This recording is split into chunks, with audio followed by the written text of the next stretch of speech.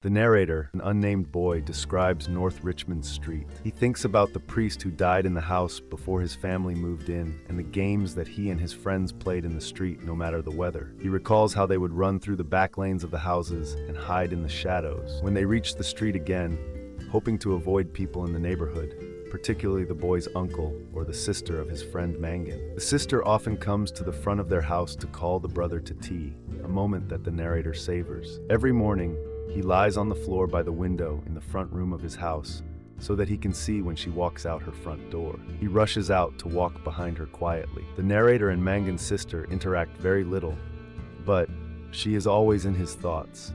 The narrator's infatuation is intense, but he fears that he will never gather the courage to speak with the girl and express his feelings. One morning, Mangan's sister asks the narrator if he plans to go to Araby Bazaar. She laments that she cannot attend.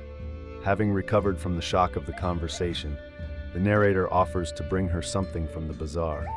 Because of waiting and fidgety tension in anticipation of the bazaar, he cannot focus in school. On the morning of the bazaar, the narrator reminds his uncle that he plans to attend the event so that the uncle will return home early and provide train fare.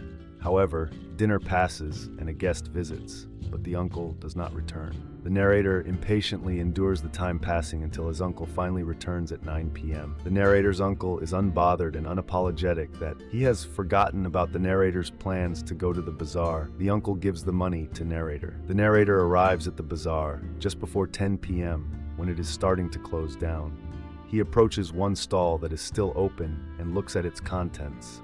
While perusing the items at the stand, the narrator eavesdrops on the young woman watching over the stall as she flirts with 3 older customers and remarks that all 3 of them have English accents. The narrator's excitement to be at Araby soon gives way to discomfort and apprehension because the young woman watching over the stall makes him feel unwanted and childish. As a result, the narrator does not buy anything. With no purchase for Mangan's sister, the narrator stands angrily in the deserted bazaar as the lights go out. So the narrator understood that this love feelings are fake, and he decided to keep maturity.